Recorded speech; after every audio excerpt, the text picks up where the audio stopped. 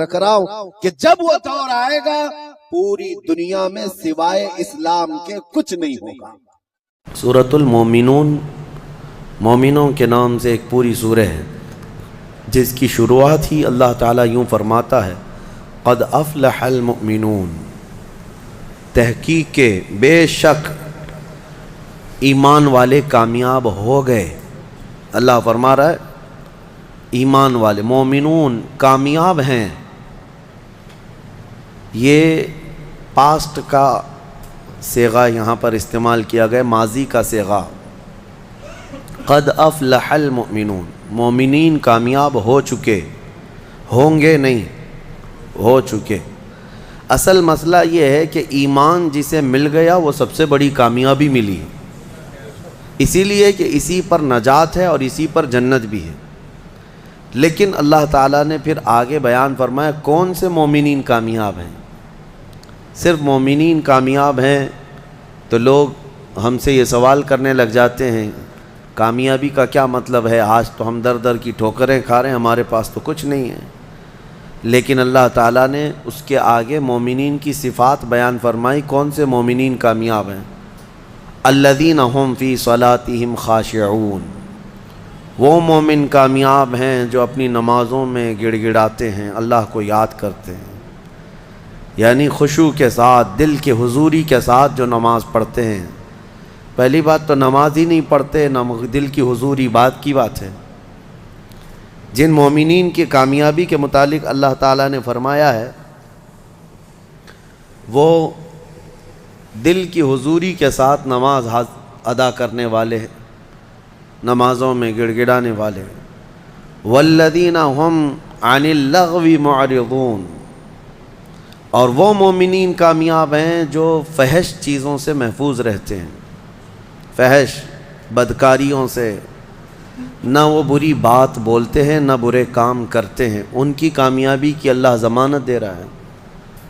اور جو چوری میں، ڈکیتی میں، زنا میں ملوث ہیں، ان کا کیا اس سے تعلق ہے کامیابی سے۔ والذین هم للزکاة فاعلون، اور جو زکوٰۃ مکمل طور پر دیتے ہیں وہ مومنین کامیاب ہیں۔ 5ویں نمبر پہ والذین هم لفروجہم حافظون، اور وہ مومنین کامیاب ہیں جو اپنی شرمگاہوں کی حفاظت کرتے ہیں۔ اللہ تبارک و تعالیٰ نے یہاں پر جن مومنین کی کیٹیگری بیان کی ہے اس میں اگر ہم فٹ بیٹھتے ہیں تو پھر سوال بھی کریں آپ کہ ہماری کامیابی کہاں ہے، اور نہیں ہے تو پھر اس کی اصلاح کریں۔ نمازوں میں کہیں کمی ہوگی، یا لغویات میں ہوں گے، یا زکوٰۃ میں کم ہوں گے، یا پھر جو ہے اپنی حفاظت میں کمی ہوگی، کہیں نہ کہیں کوئی کمی ہوگی، ورنہ رب تبارک و تعالیٰ کا وعدہ برحق ہے کہ اللہ تعالیٰ نے جب قرآن میں کوئی چیز فرمایا کہ وہ کامیاب ہے تو کامیاب ہو کے رہے گا۔ اللہ کریم ہمیں ان اعلیٰ صفات والے مومنین میں شامل فرمائے۔ سورۃ المومنون میں اللہ تعالیٰ نے اور بھی دیگر ہمارے لیے احکام بیان فرمائے ہیں۔ اس میں اخیر میں اللہ تبارک و تعالیٰ اس کی آخری جو آیتیں ہیں وہ بڑی ہی ہمارے لیے درس والی ہیں اور ایک جھنجھوڑنے والی آیتیں ہیں۔ اللہ فرماتا ہے افحسبتم انما خلقناکم عبثا وانکم الینا لا ترجعون، کیا تم یہ سوچ کر کے بیٹھے ہو کہ تم کو ہم نے بیکار میں پیدا کیا اور تم ہماری طرف نہیں لوٹائے جاؤ گے؟ یہ اللہ تعالیٰ کا سوال ہے۔ تم یہ سوچ کر کے بیٹھے ہو کہ تم کو ایسی فالتو پیدا کیا گیا، بیکار میں پیدا کیا گیا؟ نہیں، تمہارا ایک بہت بڑا مقصد ہے پیدا کرنے کا۔ اللہ تعالیٰ نے ایک مچھر بھی دنیا میں بغیر کسی مقصد کے نہیں پیدا کیا، ہر ایک کی ایک غرض ہے۔ ہمیں بھی جو پیدا کیا گیا ہماری ایک غرض ہے، وہ کیا ہے؟ اللہ نے خود قرآن میں فرمایا وَمَا خَلَقْتُ الْجِنَّ وَالْإِنسَ إِلَّا لِيَعْبُدُونَ، میں نے جنات اور انسانوں کو صرف اس لیے پیدا کیا کہ وہ میری عبادت کریں۔ اللہ کی عبادت کرنا یہ انسان کی تخلیق کا مقصد ہے، اور جو انسان اپنے اصلی مقصد کو بھول گیا پھر وہ انسانیت سے بھی ہٹ گیا ہے، انسانیت سے بھی ہٹ گیا ہے۔ ایک عجیب و غریب بات ہے، جس نے پیدا کیا تمہیں اس کو انسان نہیں پہچان پا رہا آج۔ اور اسی کی عبادت نہ کر پا رہا ہو تو پھر اب کس کا ہو سکتا ہے؟ یہ کس کا ہو سکتا ہے؟ اسی لیے شیخ سعدی رحمۃ اللہ تعالیٰ علیہ سے منسوب ایک بات ہے، آپ نے فرمایا جو نمازیں نہیں پڑھتا، جو اللہ کی عبادت نہیں کرتا، اس کو قرضہ بھی مت دو، قرض بھی مت دو۔ کہا کیوں؟ قرض سے اس کا کیا تعلق؟ کہا جو اللہ کا قرض نہیں ادا کر رہا وہ تمہارا کیا ادا کرے گا؟ قرض نہیں بلکہ اللہ کا فرض ہے، جو اللہ کا فرض نہیں ادا کر پا رہا ہو جبکہ وہ اس کا خالق ہے۔ تمہارے سے کیا تعلق ہے انسانوں کا؟ زیادہ سے زیادہ چند دنوں تک دوستی ہو سکتی ہے، یا رشتے بھی ہیں تو سانس تک، اس کے بعد کہاں تعلق ہے تمہارے؟ قیامت کے دن تو ماں بیٹے کو نہیں پہچانتی، بیٹا باپ کو نہیں پہچانتا، لیکن بندے اور خالق کا رشتہ تو ہمیشہ سے ہے اور ہمیشہ رہنے والا ہے۔ تم جب نہیں پیدا ہوئے تھے تب بھی تمہارا خالق اللہ ہی ہے، یعنی تمہیں نطفے سے لے کر کے یہاں تک لایا، یہاں بھی تمہارا خالق وہی ہے۔ قیامت کے دن جب وہ تمہیں دوبارہ اٹھائے گا تب بھی وہ تمہارا خالق ہے۔ خالق کا بندے سے رشتہ کبھی ختم نہیں ہوا۔ تو جو بندہ اپنے خالق کے ساتھ مکمل نہیں ہو سکا تو پھر وہ دوسرے کے ساتھ کیسے ہو سکتا ہے؟ دوسرے کے ساتھ اس کے کیا سلوک ہو سکتے ہیں؟ اسی لیے قرآن میں اللہ فرما رہا ہے کیا تم یہ سوچ کر کے بیٹھے ہو کہ ہم نے تمہیں خالی پیدا کیا ہے اور کیا تم نہیں لوٹائے جاؤ گے ہماری طرف؟ لائے جاؤ گے، ہر ایک لوٹایا جائے گا، ہر ایک۔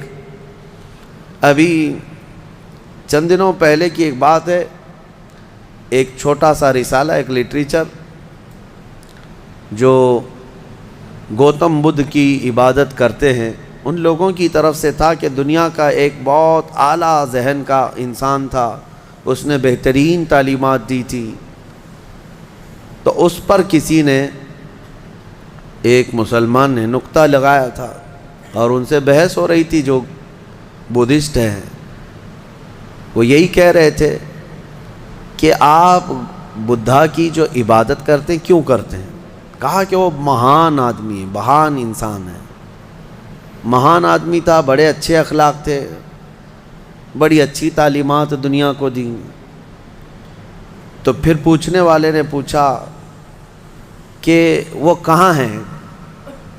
کہا وہ تو چلے گئے۔ کب؟ کہا برسوں ہو گئے، 2500 سال پہلے تو انتقال ہو گیا، مر گئے۔ کہا آئے تھے اور چلے گئے۔ تو پوچھنے والے نے پوچھا تو یہ تو بڑے کمال کی بات نہیں، پھر ان کو لایا کون تھا اور واپس دنیا سے لے کے کون گیا؟ اگر وہ سب سے مہان ہے تو آج ہوتا اور ہم بھی اس کے پیچھے چلتے۔ کہا کہ اب وہ پیدا ہوا اور پھر دنیا سے چلا گیا، ہم یہ پوچھ رہے ہیں کون ان کو دنیا میں لایا تھا اور کون دنیا سے لے کے گیا؟ وہ بیچارہ خاموش ہو گیا۔ اس نے کہا کوئی تو طاقت ہوگی۔ کہا وہی طاقت ہر ایک کو موت کے بعد لوٹائے گی۔ دنیا کا چاہے سب سے بڑی طاقت کا انسان بھی کیوں نہ ہو، اسے موت ہے اور وہ اللہ کی بارگاہ میں لوٹایا جائے گا۔ اسی کو اللہ تعالیٰ فرماتا ہے تم کیا سوچ کر کے بیٹھے ہو کہ تم ہماری طرف نہیں لوٹائے جاؤ گے؟ تم سب کو اللہ کی طرف لوٹ کر کے جانا ہے۔ اس دن کو یاد رکھو، اس دن کو یاد رکھو جب یہ ساری چیزیں دھری کی دھری رہ جائیں گی اور تم آخری سفر پر نکل چکے ہوں گے۔ اور عجیب و غریب حالت میں ہم جاتے ہیں میرے عزیزو، یہ سارے ہمارے کپڑے، ہماری جائیدادیں، ہماری سواریاں، ہماری گاڑیاں سب رہ جاتی ہیں۔ آج تک آپ نے دیکھا کہ کوئی آدمی جنازے کی بجائے مرسیڈیز میں قبر میں جا رہا ہو؟ نہیں، وہ بھی 4 کندھوں پر بوجھ بن کر کے ہی جا رہا ہے۔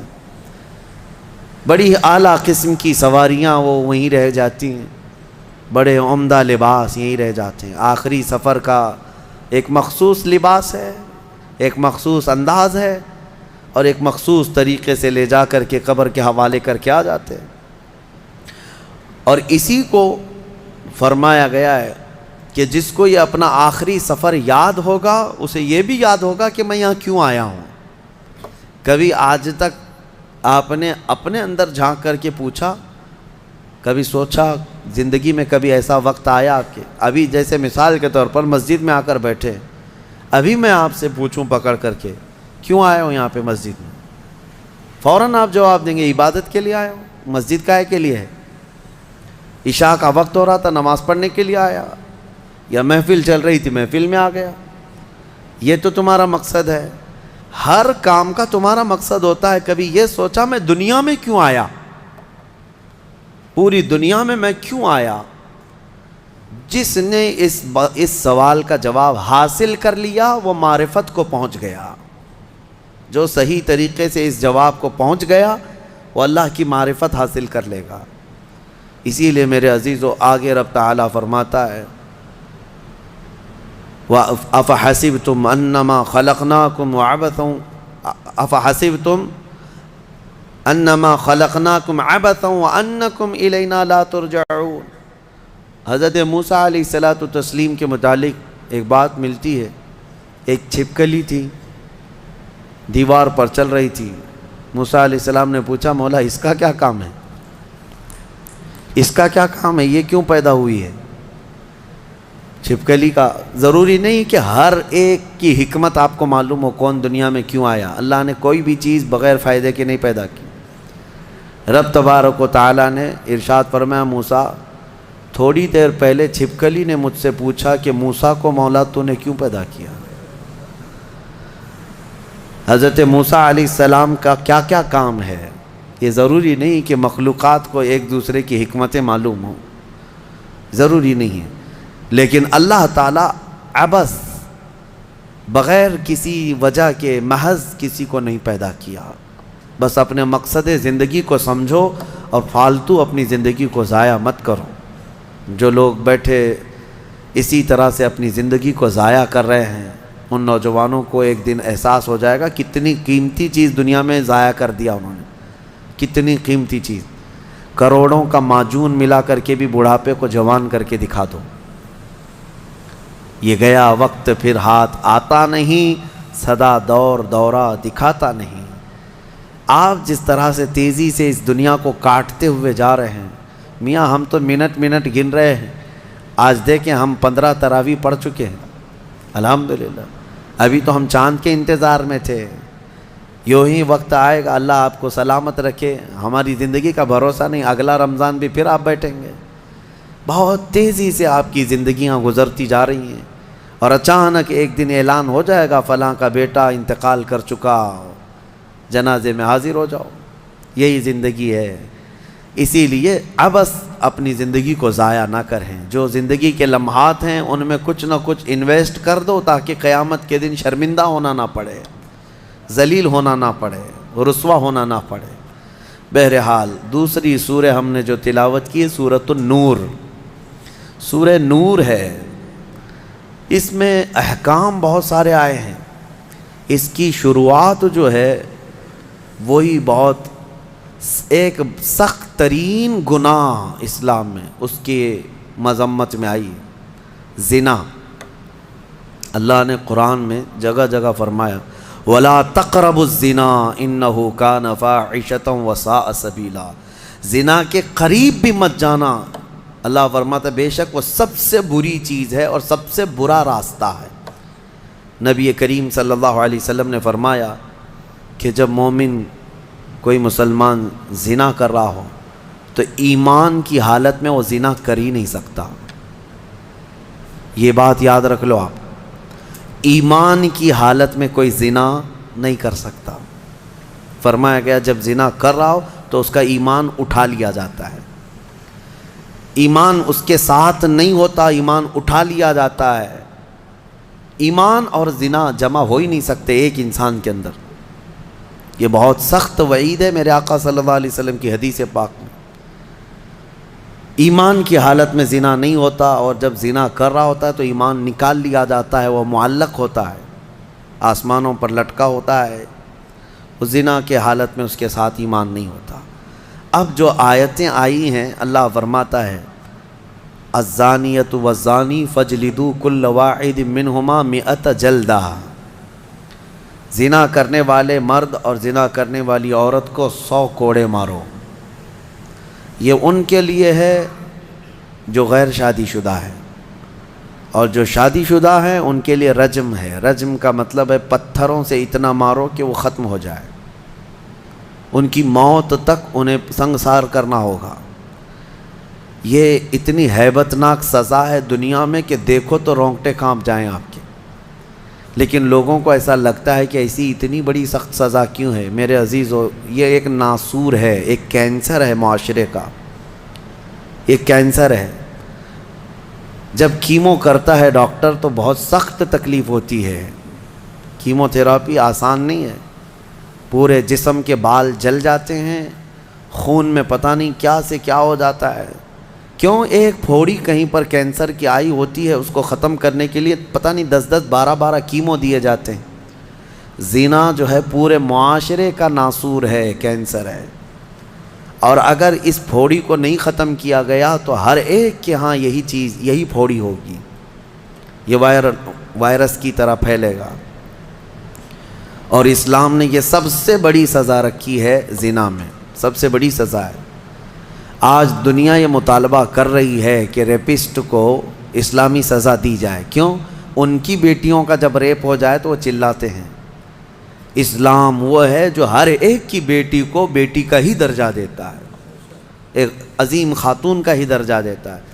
زنا چاہے بالجبر ہو بالرضا ہو، دونوں زنا ہے، یعنی زور زبردستی کیا ہوا زنا ہی ہے، خوشی سے کیا ہوا اور بڑا گناہ ہے، اور بڑا گناہ ہے، اس میں اور زیادہ ہلاکت ہے۔ اس کے متعلق حدیث پاک میں ہے زانی کے لیے 15 عذابات ہیں، 15 عذاب ہیں، 5 دنیا میں دیے جائیں گے، 5 قبر میں دیے جائیں گے، اور 5 قیامت کے دن دیے جائیں گے۔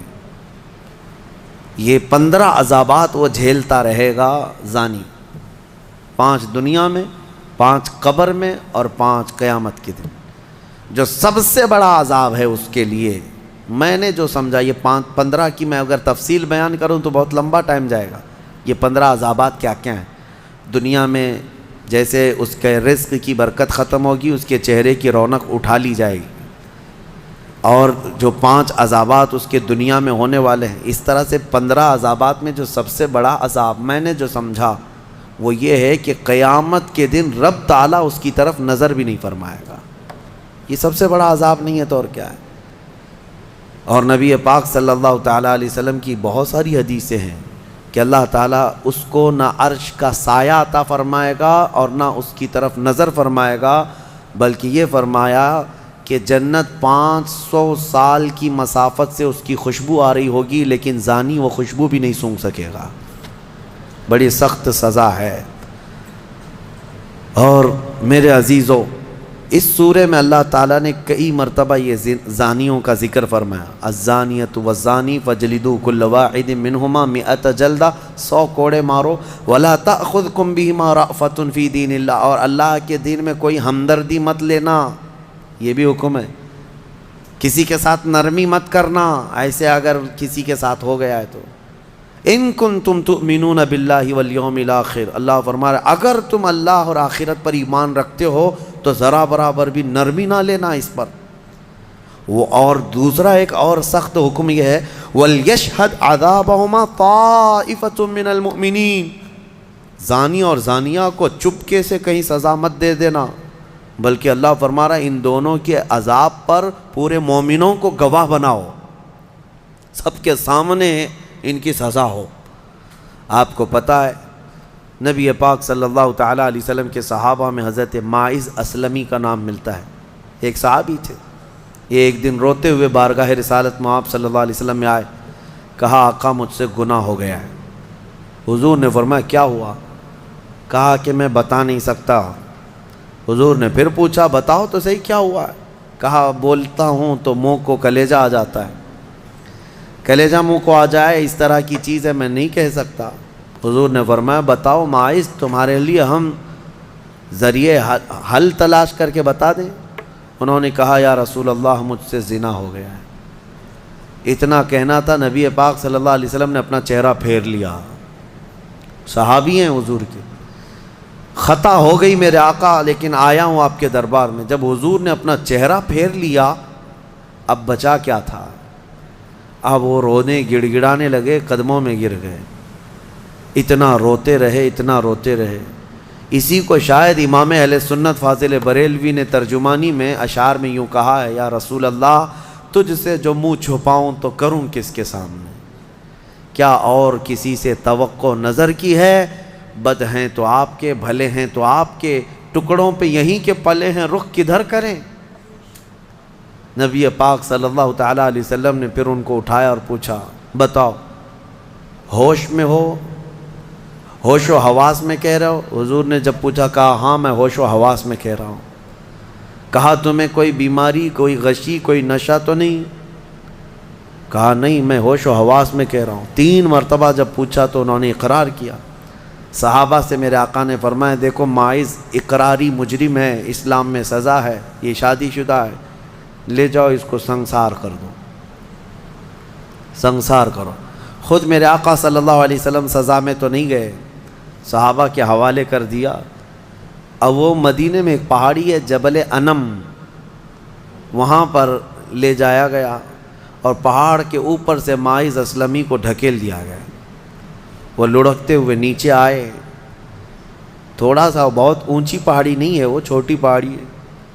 پھر وہاں سے جتنے صحابہ تھے ان سب نے پتھر مارنا شروع کیا، اور سب اتنے پتھر برسائے گئے تھے کہ ماعز اسلمی کی روح نکل گئی، انتقال ہو گیا، زخمی حالت میں تھے۔ جب واپس آئے میرے آقا صلی اللہ علیہ وسلم غمگین تھے۔ اس وقت صحابہ سے پوچھ رہے تھے، بتاؤ ماعز کے ساتھ کیا کیا تم نے؟ کہا حضور سب ان کو سنسار کر رہے تھے۔ ایک صحابی آگے بڑھ کر کہتے، میرے ہاتھ میں اونٹ کی ہڈی تھی، وہ لے کر کے میں نے مارا تو ماعز کی کھوپڑی پر لگ گیا، خون کا فوارہ اچھل کر میرے بدن پہ آیا۔ میں نے یہ کہا یہ کس پاپی کا خون لگ گیا، یہ کس خطاکار کا خون لگ گیا؟ میں کپڑے جھاڑ کر کے باہر آ رہا۔ میرے آقا صلی اللہ تعالیٰ علیہ وسلم کو بڑا غم ہوا، کھڑے ہو گئے، کہا یہ جملہ مت کہو، ماعز نے موت سے پہلے سچی توبہ کر لی۔ سزا تو دینی ہی تھی، اسلامی حکومت ہے تو سزا دی جائے گی، صرف توبہ کافی نہیں ہے۔ توبہ کر لی، لیکن اب اس کے لیے برا جملہ مت کہو۔ میرے آقا نے فرمایا، اللہ تعالیٰ نے ماعز کی سچی توبہ کی وجہ سے جبرائیل کو بھیجا اور یہ فرمایا، یا رسول اللہ آپ کے غلام نے ایسی توبہ کی ہے کہ اس کی توبہ کے عوض اللہ نے پورے مدینے والوں کی گناہ معاف فرمایا، سب کی توبہ کے برابر فرما دیا۔ میرے عزیزو سزا تو دی گئی۔ ایک اور صحابی آئے، وہ بھی آئی تھی بارگاہ رسالت میں آپ صلی اللہ علیہ وسلم میں، کہا کہ مجھ سے خطا ہو گئی ہے، حمل بھی تھا۔ حضور نے فرمایا جاؤ بچے کی ولادت کے بعد آؤ۔ بچہ پیدا ہو گیا، وہ بچہ کو 1 دن 2 دن کا بچہ تھا، وہ لے کر کے حاضر ہو گئی، کہا مجھے پاک کر دیجئے، مجھے پاک کر دیجئے۔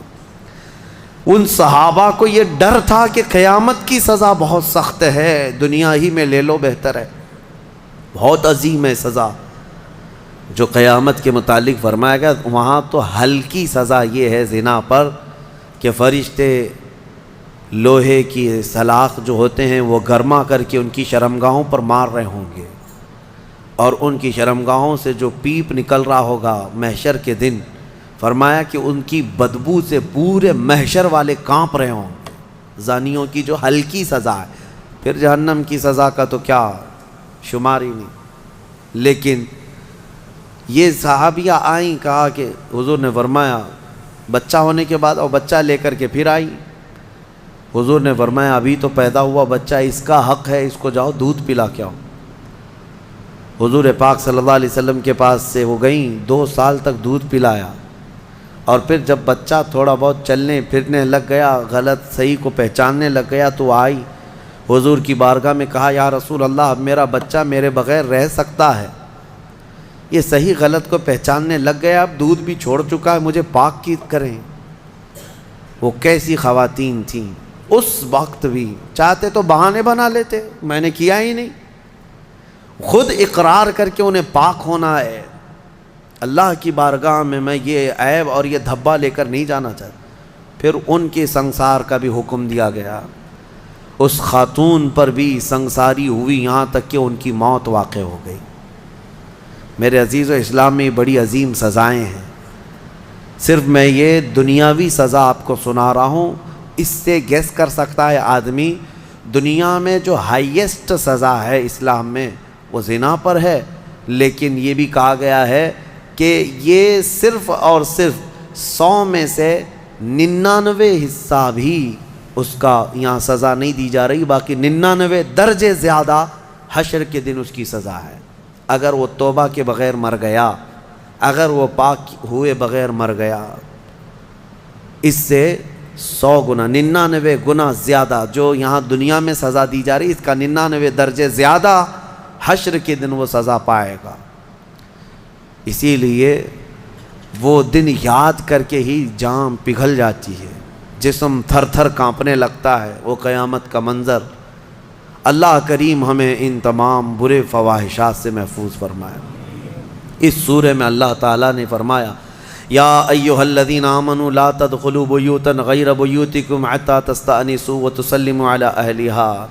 اے ایمان والو، دوسروں کے گھروں میں ڈائریکٹ ایسے داخل مت ہو جاؤ جب تک کہ تم سلام نہ کر لو، یہ تمہارے لیے بہتر ہے۔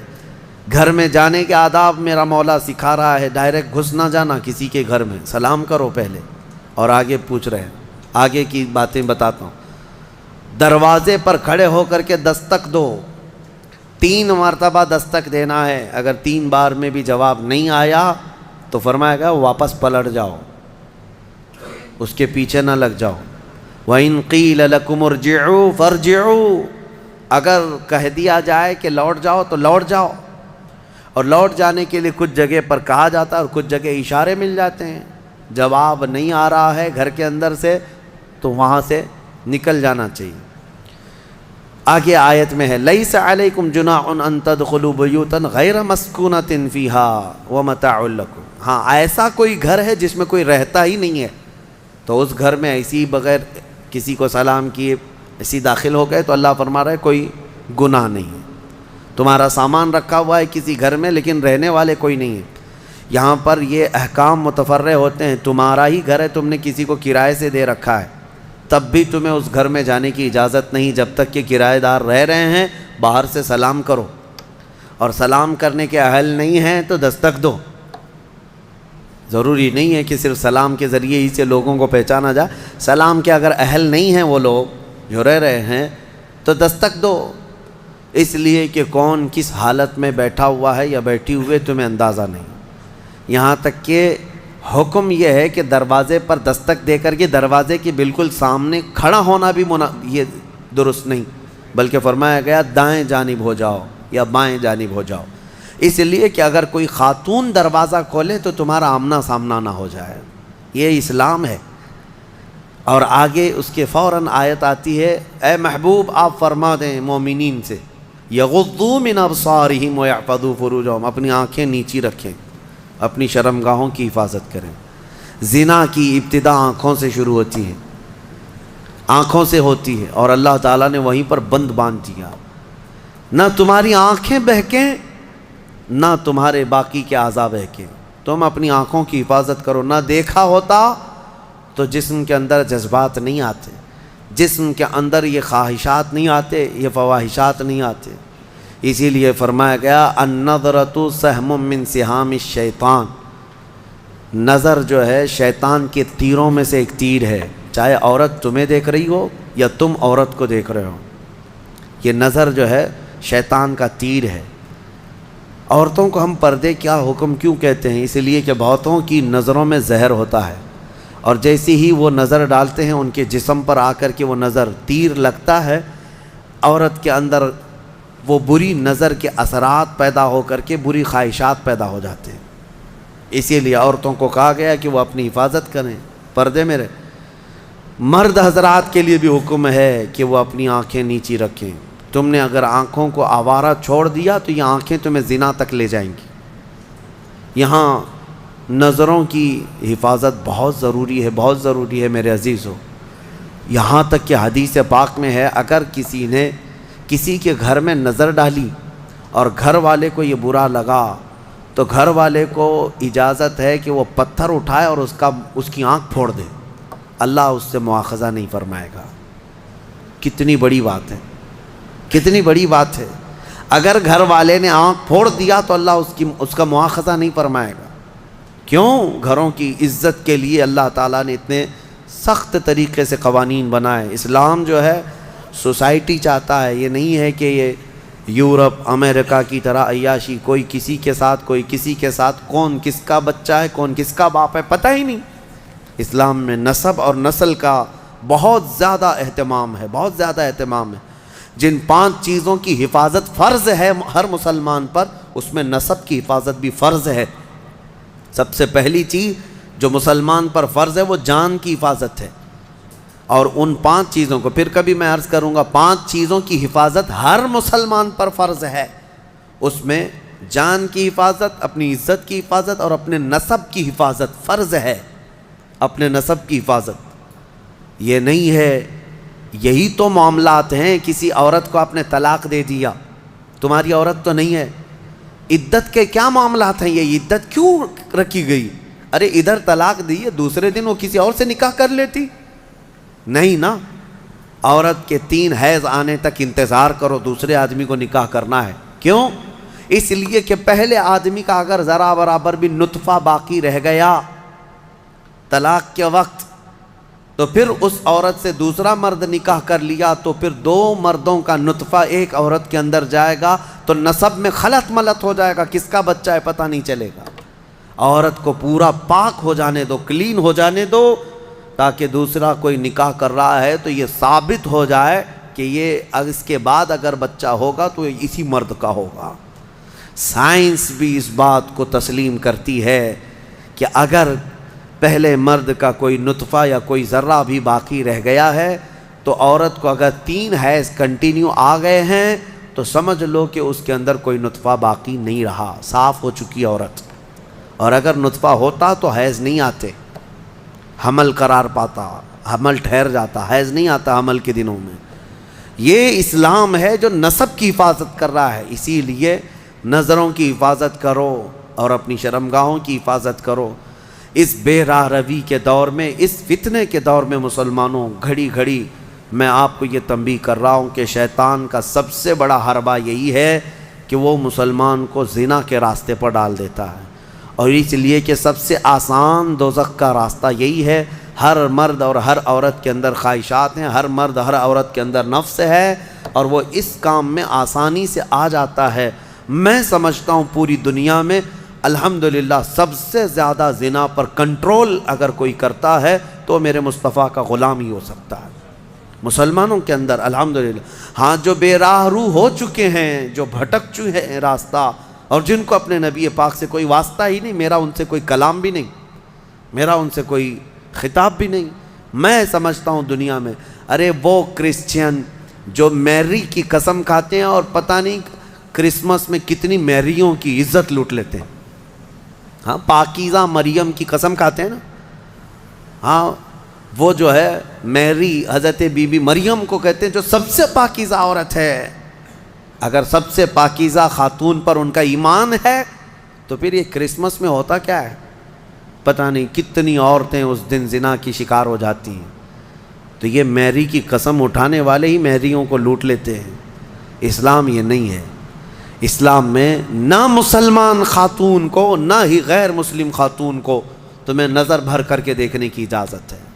ہاں اگر کوئی بھٹک گیا ہے تو اسلامی حکم پر نہیں چل رہا ہے، لیکن اگر اسلام پر چل رہا ہے تو میں دعوے کے ساتھ کہہ سکتا ہوں، دعوے کے ساتھ، پوری دنیا میں اس مرض پر سب سے بہترین کنٹرولنگ کا راستہ کسی کا ہے تو وہ محمد رسول اللہ کا ہے، میرے آقا صلی اللہ علیہ وسلم۔ میرے عزیزو، اس سے بچنے کے لیے ہی تو میرے آقا نے فرمایا کہ شادی کر لو، نکاح کر لو، نکاح کو آسان بناؤ تاکہ زنا کرنا مشکل ہو جائے۔ اور میں نے اس سے قبل بھی کہا تھا کہ جوان ہو جائے کوئی لڑکی تو اسے جلد سے جلد نکاح کر کے دے دو، اور اگر کوئی جوان لڑکا ہے خواہش ہے نکاح کی تو اس کے لیے زیادہ دیر انتظار نہ کرو۔ اگر گناہ میں پڑنے کا اندیشہ ہے، نکاح کیا ہے؟ سنت ہے نا میرے مصطفیٰ کی، النکاح من سنتی، حدیث پڑھ سنتے ہوں گے آپ خطبہ نکاح میں بھی، حضور نے فرمایا نکاح میری سنت ہے، یہی سنا نا آپ نے، لیکن شریعت کا حکم یہ ہے کہ وہ مرد جس کو گناہوں میں پڑنے کا اندیشہ ہے اس کے لیے نکاح سنت نہیں، نکاح فرض ہے۔ اب جتنی تاخیر کرے گا اتنا اس پر گناہ بڑھتا جائے گا، اس لیے فضول اور بے حیائی کے کاموں میں پڑنے سے تو بہتر ہے کہ حلال راستے پر چلا جائے۔ اللہ کریم ہم سب کو کہنے سننے سے زیادہ عمل کی توفیق عطا فرمائے۔ اس سورہ نور میں جو ایک بہت بڑا عظیم واقعہ تھا اس کو میں کہہ نہ پایا، سیدہ ام المومنین طیبہ طاہرہ عائشہ صدیقہ رضی اللہ تعالیٰ عنہ میرے آقا کی رفیقہ حیات بلکہ وہ محبوبہ رسول تھیں، ان پر ایک الزام لگایا تھا منافقین نے، اس کا دفاع کیا میرا مولا اور آیت نازل فرمایا شان عائشہ میں، صدیقہ طاہرہ کی شان میں آیت نازل ہوئی۔ ہوا یہ تھا کہ ایک جنگ سے حضور واپس آ رہے تھے، جنگ غزوہ بنو مصطلق، وہاں سے واپسی میں حضرت عائشہ بھی اس سفر میں حضور کے ساتھ تھیں۔ رات کا وقت تھا، ایک جگہ قافلہ رک گیا تو قافلہ جب رکتا تھا تو اونٹ کے اوپر جو کجاوا ایک جو ہے حجرے کی طرح بنا دیا جاتا، جھونپڑی بنا دی جاتی تھی جو ام المومنین کے لیے ہوتی تھی، حضور کی ازواج مطہرات پردے میں جاتی تھیں، وہ اٹھا کر کے زمین پر رکھ دیا۔ حضرت عائشہ کی عمر بھی چھوٹی تھی، کم عمر کی تھی، تو وہ بڑی ہلکی بھی تھیں، جو صحابہ اٹھاتے تھے اٹھا کر کے رکھ دیتے تھے۔ رات کا وقت تھا اور وہ وہاں پر سو گئیں، کجاوے سے باہر نکل کر کے سوئیں۔ پھر ہوا یہ کہ قافلہ چل پڑا، حضرت عائشہ صدیقہ وہیں رہ گئیں۔ وہ کجاوا اٹھا کر کے جو صحابہ تھے انہوں نے اونٹ پر رکھ دیا اور یہ سوچا کہ اس میں ام المومنین ہیں، سو رہی ہوں گی، اٹھا کر کے اونٹ پر رکھ دیا، باندھ دیا اور اونٹ چل پڑا، جبکہ ام المومنین کہیں اور سوئی ہوئی تھی۔ یہ رہ گئی بات۔ اب قافلہ مدینے کی طرف رواں دواں تھا، پیچھے سے قانون یہ تھا قافلے میں ایک صحابی بہت پیچھے چلتے تھے کہ قافلے سے چھوٹا ہوا کوئی سامان ہو تو وہ اٹھا کر کے لے کے آ جاتے تھے، کسی کا کچھ بھی رہ جاتا تو وہ حضرت صفوان ایک صحابی تھے، وہ پیچھے چلے آ رہے تھے، انہوں نے دیکھا ام المومنین عائشہ صدیقہ اکیلی تھیں، انہوں نے دیکھتے ہی کہا یہ کیا ہے، انا للہ و انا الیہ راجعون، کیا ہوا ہے؟ انہوں نے اپنا چہرہ پھیر لیا اور ام المومنین نے پردہ کر لیا۔ ام المومنین کہنے لگیں کہ قافلہ چلا گیا اور میں رہ گئی، نیند میں تھی۔ انہوں نے کہا ان کے ساتھ جو اونٹنی تھی اس پر ام المومنین کو سوار کیا اور نکیل پکڑ کر کے چلتے رہے۔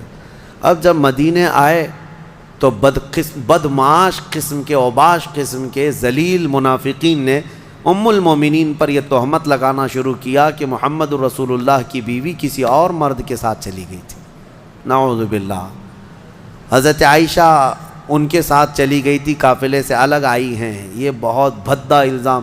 اسی کے متعلق قرآن میں آج ہم نے جو سورہ نور پڑھا ہے نا، اس میں ایک آیت ہے والذین یرمون المحصنات ثم لم یأتوا بأربعة شہداء فجلدوہم 80 جلدہ۔ اللہ فرماتا ہے جو مومنہ عورتوں پر الزام لگاتے ہیں، تہمت لگاتے ہیں، اور اگر 4 گواہ نہیں لا پائیں گے تو حکم شرع یہ ہے کہ 80 کوڑے مارو ایسے آدمی کو جو تہمت لگایا۔ اور پھر فرمایا کہ زندگی بھر پھر کبھی اس کی گواہی قبول نہیں کی جائے گی، وہ مردود الشہادہ ہے، اس کی کوئی گواہی نہیں قبول کی جائے گی جو تہمت لگاتا ہے۔ اب سنو، جب عائشہ صدیقہ رضی اللہ تعالیٰ عنہ مدینے آ گئیں تو یہ باتیں پھیلنے لگ گئیں اور بہت پھیل گئیں۔ نبی پاک صلی اللہ علیہ وسلم کو بتایا گیا کہ ایسی ایسی باتیں آپ کی زوجہ کے متعلق ہیں۔ حضور پاک صلی اللہ علیہ وسلم حضرت عائشہ کے پاس آئے، پوچھے عائشہ یہ کیا میں سن رہا ہوں؟ حضرت عائشہ صدیقہ رضی اللہ تعالیٰ عنہ رونے لگ گئیں، بڑا پیار کرتے تھے میرے آقا ان سے اور وہ بھی بہت محبت کرتی تھی۔ حضور پاک صلی اللہ علیہ وسلم نے پھر ہوا یہ کہ حضرت عائشہ سے بات کرنا بھی چھوڑ دیا حضور نے، کہ میں اس وقت تک انتظار کروں گا جب اللہ تعالیٰ کا حکم آ جائے۔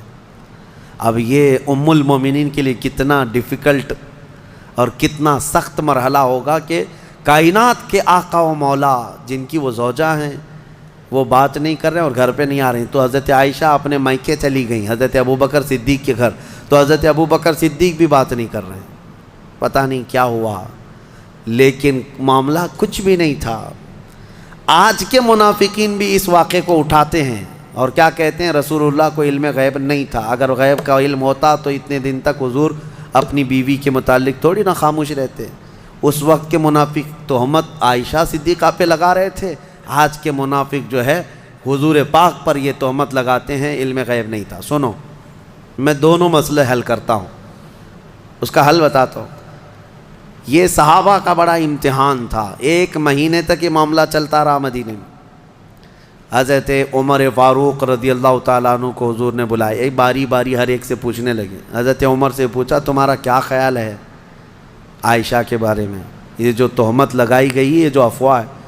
حضرت عمر نے کیا ایمان کا جواب دیا، کہتے ہیں یا رسول اللہ صلی اللہ علیہ وسلم، رب ذوالجلال آپ کے جسم پر مکھی بیٹھنے نہیں دیتا، اگر عائشہ ناپاک ہوتی تو آپ کے گھر کے لیے کیسے قبول کرتا؟ نکاح تو اللہ نے فرمایا آپ کا، اور کوئی ناپاک عورت آپ کی اہل میں آ کیسے سکتی ہے، وہ اہل بیت ہے۔ یہ حضرت عمر کا جواب تھا۔ سیدنا عثمان ابن عفان نے بھی ایسا ہی عشق کا جواب دیا، کہا کہ جس کا سایہ زمین پر نہیں پڑتا اس کی بیوی بدکار کیسے ہو سکتی؟ اللہ تبارک و تعالیٰ نے محفوظ رکھا۔ اب جو خواتین صحابیات تھیں ان کو بھی حضور بلانے لگے، پوچھنے لگے عائشہ کے بارے میں کیا خیال۔ یہ در حقیقت ہے کہ امتحان چل رہا تھا۔ وہاں جو منافق تھے وہ تو کہنے لگے، جب منافق کون تھے؟ بظاہر وہ مسلمان ہی تھے، حضور کے پیچھے نماز پڑھتے تھے، بڑی بڑی باتیں کرتے تھے، لیکن اندر کیا تھا وہ کیا ہے؟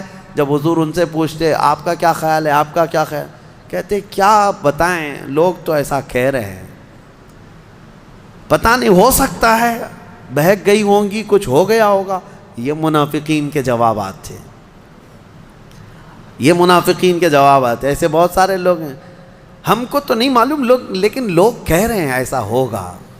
یہ جلانے والا جواب ہوتا ہے، آج بھی ہوتے ہیں اس طرح کے جوابات، ان کو کانفیڈنس کے ساتھ کہنا نہیں ہوتا ہے۔ اب جو خواتین تھیں ان سے پوچھا گیا تو وہ تو کہنے لگی یا رسول اللہ صلی اللہ علیہ وسلم، عائشہ اتنی چھوٹی ہے کہ وہ آٹا گوندتے گوندتے سو جاتی ہے، روٹی کب پکتی ہے اسے پتہ نہیں ہوتی، تو یہ اونگ آ گئی ہوگی، سو گئی ہوگی، اور اس کا میلان کبھی کسی مرد کی طرف ہم نے نہیں دیکھا۔ کھیلنے والی خاتون ہے حضرت عائشہ۔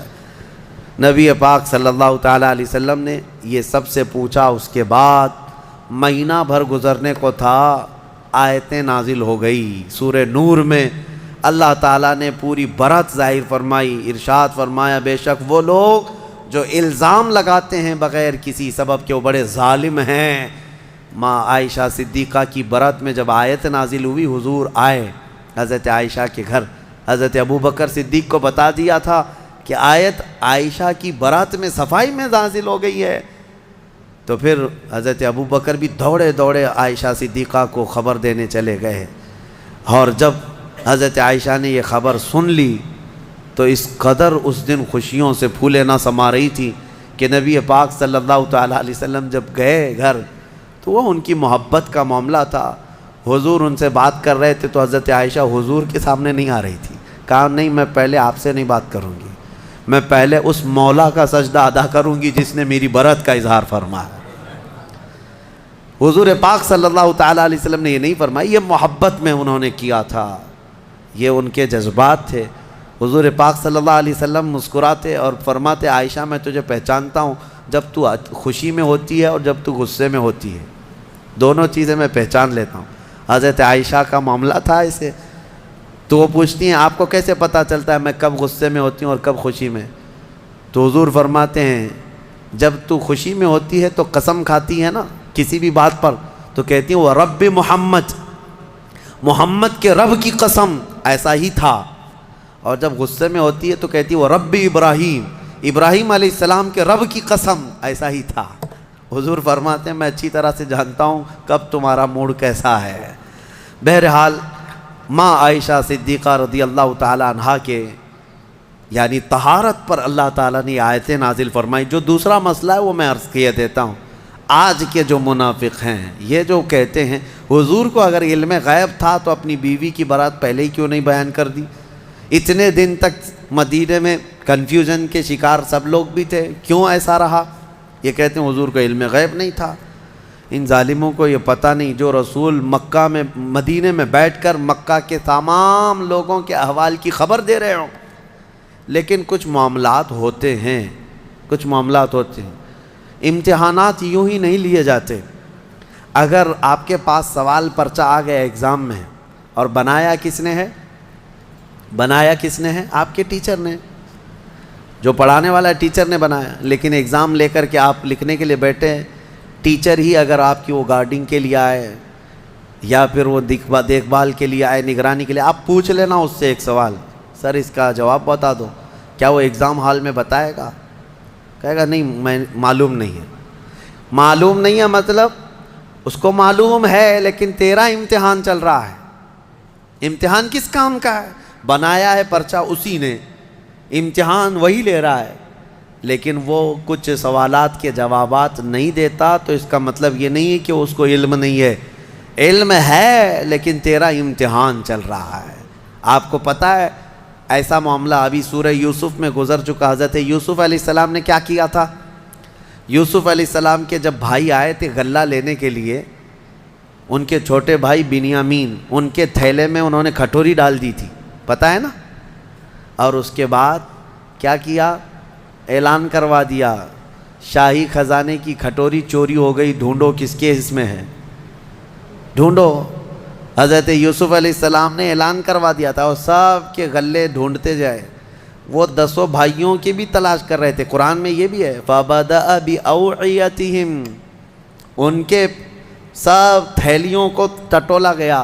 حضرت یوسف علیہ السلام خود ہی ٹٹول رہے تھے. کس کو؟ 10 بھائیوں کے تھیلوں کو ٹٹول کر کے دیکھ رہے تھے, اس میں ہے اس میں ہے. اور ڈالا کس کے تھیلے میں تھا؟ چھوٹے بھائی کے تھیلے میں ڈالا تھا. یہ 10 کو کیوں ٹٹول رہے تھے؟ کیا یہ بھی تم الزام لگاؤ گے کہ یوسف علیہ السلام کو معلوم نہیں تھا کون سے تھیلے میں؟ معلوم سب تھا. وہاں ایک مصلحت تھی کہ اللہ نے حضرت یوسف کو ایسا کرنے کا حکم دیا تھا. قرآن میں اللہ فرمایا کذالک کدنا لیوسف, ہم نے یوسف کو اس طرح کی ہدایت دی تھی کہ وہ ایسا کریں. تو وہاں حضرت یوسف علیہ السلام کے بارے میں یہ مانتے ہو اللہ نے ان کو ایسا کرنے کا حکم دیا تھا, تو پھر یہ غزوہ بنی مستلق کے بعد والے واقعے میں, ام المومنین کے واقعے میں یہ کیوں نہیں تسلیم کرتے کہ میرے آقا کو 1 مہینے تک اللہ نے خود ہی یہ فرمایا تھا کہ محبوب آپ کے سارے آس پاس آنے والوں کا امتحان ہو جائے, جو ایمان والا ہو ان حالات میں بھی میرے مصطفیٰ کی بڑائی بیان کرے گا, اور جو منافق ہے وہ چن چن کر کے برائیاں پیدا کرنے کی کوشش کرے گا. بہرحال ایسے حالات میں ایمان پتہ چل جاتا ہے. اللہ ہمیں ہر مصیبت کے وقت میرے آقا کے قدموں میں گردن نچھاور کرنے کی توفیق عطا فرمائے. ہم جب زندہ رہیں, خوشیوں میں ہوں یا غموں میں ہوں, بس میرے مصطفیٰ کریم کے سچے غلاموں میں مولا ہمارا شمار فرمائے. میں یہی عرض کرتا ہوں, ہر تکلیف ہر ستم گوارا ہے, یا رسول اللہ بس تم کہہ دو کہ تو ہمارا ہے. وما خلقت الجن والانس الا لیعبدون, ہم نے انسانوں اور جنات کو صرف اپنی عبادت کے لیے پیدا کیا ہے. ما اريد منهم من رزق وما اريد ان يطعمون, ان سے صرف اور صرف عبادت ہی کا مقصد رکھا گیا ہے, جنات کی پیدائش اور انسانوں کی پیدائش کا. ایک بات میں آپ کو بتاتا ہوں, جس مقصد کے لیے جو مشین بنی ہے اگر اس مقصد کے لیے وہ کام نہ کرے تو وہ بھنگار میں چلی جاتی ہے, کباڑ میں ڈال دیا جاتا ہے. ایک مکسر جو ہے مسالہ پیسنے کے لیے لی جاتی ہے, یا پھر اپنے گھریلو کاموں کے لیے, واشنگ مشین کپڑے دھلنے کے لیے ہوتی ہے, کار ایک جگہ سے دوسری جگہ چلنے کے لیے ہوتی ہے. لیکن اگر یہ اپنے مقصد میں مشین کام نہ کر رہی ہو تو اس کو کوئی انسان رکھتا نہیں ہے, پھر اس کو اٹھا کر کے کباڑ خانے میں ڈال دیا جاتا ہے یا اس کو جو ہے بھنگار کر دیا جاتا ہے. یہی ہوتا ہے, اپنے مقصد پر جو چیز کام نہیں کر رہی ہوتی اس کو رکھا نہیں جاتا. میرے عزیزو, انسان پیدا کیا گیا ہے اللہ کی عبادت کے لیے, اور جب یہ انسان جس کام کی غرض سے پیدا کیا گیا تھا وہ نہ کر رہا ہو تو پھر بیکار ہے. اور بیکار مشینوں کو جس طرح کباڑ میں ڈالا جاتا ہے, اسی طرح بیکار انسانوں کا ٹھکانہ دوزخ ہے. عبادت نہ کرنے والے یہ دوزخ میں ہیں. اسی لیے تو قرآن پاک میں اللہ فرماتا ہے عن المجرمین یتساءلون ما سلککم فی سقر, مجرمین سے جب پوچھا جاتا ہے کہ کیوں تم جہنم میں آئے ہیں تو ان میں اکثر یہی کہتے ہیں قالوا لم نک من المصلین، ہم نماز نہیں پڑھتے تھے، ہم نماز نہیں پڑھتے تھے اس لیے دوزخ میں ڈالے گئے۔ عزیزان گرامی، اس بات کو یاد رکھو۔ اب یہاں ایک سوال یہ ہوتا ہے کہ خالص اگر ہمارا مقصد پیدا کرنے کا عبادت ہی ہے تو پھر صرف عبادت کرنے کے لیے بنایا گیا ہے انسان، تو اب بازار کب کرے گا، گھر کب چلائے گا، بیوی بچوں کو کب دیکھے گا؟ خالص یہ عبادت کے لیے پیدا کیا گیا ہے، تو پھر باقی سارے کام جو کر رہا ہے اس کا کیا ہے؟ میں آپ کو بتاتا ہوں۔ فرمایا کہ اگر کسی نے فجر کی نماز کی غرض سے مسجد میں داخلہ لیا، مسجد میں آیا، نماز پڑھا، اور پھر اس کے بعد مسجد سے باہر نکلتا ہے، مسجد سے باہر یہ سوچ کر کے نکلتا ہے کہ مجھے ظہر میں واپس آنا ہے، ظہر کی نماز پڑھنی ہے، تو فجر سے لے کر ظہر تک جو جو کام کیا اس نے وہ سب عبادت میں شمار ہوگا، کیونکہ وہ انتظار میں تھا دوسری نماز کے، اتنا وقت اس کا عبادت میں گزارا جائے گا۔ بس یہ ہے کہ کوئی حرام کام نہ کیا ہو، باقی وہ تجارت کر رہا ہو، لوگوں سے میل جول کر رہا ہو، اپنے گھر میں بیٹھا ہو، کوئی بھی کام کر رہا ہو، اس کو عبادت میں شامل کر لیا جائے گا۔ اسی طرح ظہر پڑھا، ظہر کے بعد باہر نکل کر کے یا نماز کے بعد اس نے یہ نیت کی کہ مجھے عصر پڑھنا ہے، عصر کا انتظار، تو انتظار میں جو بھی کام کرے گا وہ سب عبادت میں شمار ہے۔ اس طرح سے صرف تم انتظار میں اپنے 24 گھنٹے کو عبادت بنا سکتے ہو، اور یہی مقصد انسان کی زندگی کا ہے کہ انسان کو عبادت کے لیے بنایا گیا ہے، تو کم از کم اپنی سوچوں سے تو عبادت کرو، اپنی نیت سے تو عبادت کرو۔ آپ یہاں بیٹھے ہیں، بلکہ اللہ کریم کا یہ اس کے دریائے رحمت کو کون جانے، آپ نے یہاں بیٹھ کر کے یہ نیت کی کہ مجھے اس سال حج پہ جانا ہے انشاءاللہ۔ اب اسباب ہیں نہیں ہیں یہ الگ بات ہے، آپ نے بھی ارادہ کیا کہ مجھے حج پہ جانا ہے، تو یہ جو تمہارا عزم تھا، جو نیت کی تھی، حج کب جاؤ گے یہ بات کی بات ہے، لیکن نیکیاں ابھی سے شروع ہو جائیں گی، اس کو انتظار حج میں شمار کر کے یہ فرمایا جائے گا کہ حج کے انتظار میں عبادت میں ہے یہ۔ تو کیوں نہ ہم اس طرح کے بڑے کام جو رضائے الہی کے ہیں نیت کیوں نہ کر لیں؟ اللہ تبارک و تعالی جب طاقت دے گا حج کریں گے، جب طاقت دے گا رب تبارک و تعالی مدینے جائیں گے، جب طاقت دے گا رب تبارک و تعالی ہم 100 رکعت نماز پڑھیں گے، ختم قرآن کریں گے، جہاد فی سبیل اللہ کریں گے۔ یہ سب وہ نیتیں ہیں کہ اگرچہ آدمی ابھی نہیں کر رہا ہے لیکن ان کاموں کے انتظار میں ہے تو وہ عبادت میں شمار ہو گیا۔ بہرحال اللہ تعالی ہمیں فضول واہیات سے محفوظ فرمائے۔ سورہ طور اور اس کے بعد سورہ نجم کی ہم نے تلاوت کی۔ سورہ نجم میں معراج کا واقعہ ذکر ہے۔ اس میں نجم جو ہے، جو کہا گیا ہے، نجم سے مراد رسول پاک صلی اللہ علیہ وسلم کی ذات ہے۔ ستارہ، تارہ، قسم یاد فرمائی اللہ تعالیٰ نے، اور تارے کی قسم جب وہ اتر رہا تھا، تو یہاں مفسرین فرماتے ہیں اس تارے سے مراد نبی پاک کی ذات ہے، نبی اکرم صلی اللہ تعالیٰ علیہ وسلم۔ اس میں یہ آیت ہے ما زاغ البصر وما طغى لقد رأى من آیات ربه الکبریٰ، اور یہ بھی آیت اسی میں ہے فکان قاب قوسین او ادنیٰ، جو کہا جاتا ہے نا قاب قوسین۔ قاب قوسین سے مطلب کیا ہے کہ نبی پاک صلی اللہ علیہ وسلم اللہ کریم کی بارگاہ میں معراج کی شب اتنے قریب ہو گئے تھے جتنا 2 کمانوں کا بھی فاصلہ نہیں رہ جاتا، 2 کمانوں کا فاصلہ نہ رہ جائے، اتنا قریب۔ اور پھر قرآن میں یہ فرمایا گیا کہ نبی پاک صلی اللہ علیہ وسلم اپنے رب کو ایسے دیکھتے رہے کہ آپ نے پلک بھی نہیں جھپکی، نہ آنکھ ادھر ادھر ہوئی نہ پلک جھپکی، بلکہ حضور پاک صلی اللہ علیہ وسلم اپنے رب ذوالجلال کا، اس کی ذات کا مشاہدہ پوری اپنے ماتھے کی آنکھوں سے کرتے رہے۔ اس کا تذکرہ ہے۔ اب اسی لیے فرمایا گیا کس نے دیکھا یہ موسیٰ سے پوچھے کوئی، آنکھ والوں کی ہمت پہ لاکھوں سلام۔ یہاں پر میں ایک نکتہ عرض کرنا چاہتا ہوں۔ سیدنا موسیٰ کلیم اللہ علیہ السلام اللہ کی بارگاہ میں یہ بار بار عرض کرتے تھے نا کہ اے اللہ تو مجھے اپنا دیدار کرا دے، اپنا دیدار کرا دے۔ رب تعالیٰ نے فرمایا تھا لن ترانی، تم مجھے نہیں دیکھ سکتے، لیکن بہت جب اصرار کیا سیدنا موسیٰ علیہ السلام نے تو اللہ نے فرمایا آؤ کوہ طور پہ۔ طور پہاڑی جو ہے یہ سینا ایک علاقہ ہے مصر میں، وہاں موجود ہے۔ موسیٰ علیہ السلام کو اس پہاڑی پر بلایا گیا اور ان سے کہا گیا کہ قریب میں جو ایک درخت ہے اس کی طرف دیکھتے رہو، اس پر ہم اپنی تجلیوں کا اظہار کریں گے۔ اللہ تعالیٰ نے ایک ہلکی سی تجلی جس کے بارے میں فرمایا جاتا ہے سوئی کے نوک کے سے بھی کم، اتنی ہلکی سی تجلی اپنی ذات کی اس درخت پر ڈالی۔ موسیٰ علیہ السلام ابھی پورا کھلی آنکھوں سے دیکھ بھی نہیں پائے تھے، پلک جھپکتے دیکھا تو غش کھا کر گر پڑے، بے ہوش ہو گئے، اور پہاڑ پورا جل گیا۔ وہ جلا ہوا پہاڑ آج بھی موجود ہے، آج بھی ہے۔ وہ درخت ہو کہ اس کا سایہ پورے پہاڑ پر پڑا اور پہاڑ پورا سرما بن گیا جل کر کے۔ اب موسیٰ علیہ السلام کو جب افاقہ ہوا تو آپ کہتے ہیں اے اللہ تو بہت بلند و بالا ہے، تو بہت بلند و بالا ہے تیری ذات۔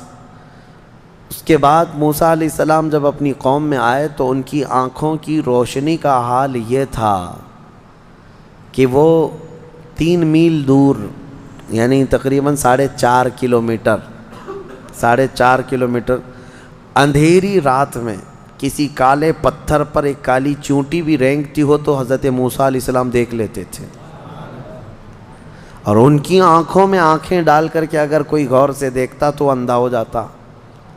موسیٰ علیہ السلام کی آنکھوں میں جو جلال تھا وہ ہلکی سی تجلی جو آپ نے دیکھی تھی کوہ طور پر، تب آنکھوں کی روشنی کا حال یہ تھا اور ان کے آنکھوں کے جلال کا حال یہ تھا کہ کوئی آنکھوں سے آنکھیں ملا کے دیکھ نہیں پاتا، اور سخت سیاہ رات میں 4.5 کلومیٹر دور اگر کسی پتھر پر چونٹی رینگ رہی ہو تو موسیٰ علیہ السلام دیکھ لیتے تھے۔